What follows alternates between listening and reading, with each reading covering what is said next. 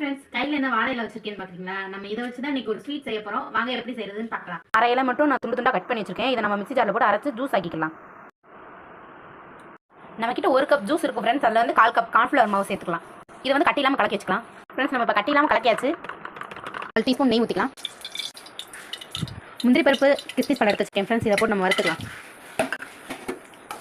நம்ம இதை போய் எடுத்துக்கலாம். இதே நெய்யில் 3/4 கப் சீனி எடுத்துக்கலாம். இதில் 1 டம்ளர் தண்ணி ஊற்றிக்கலாம். இப்போ நம்ம ஜூஸை இதில் ஊற்றிக்கலாம். இப்போ கைவிடாமல் கிண்டிக்கலாம் ஃப்ரெண்ட்ஸ்.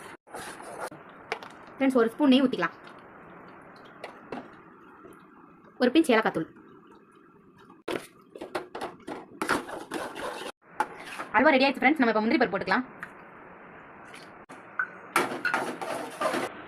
அல்வா ரெடி. சூப்பராக இருக்கும்.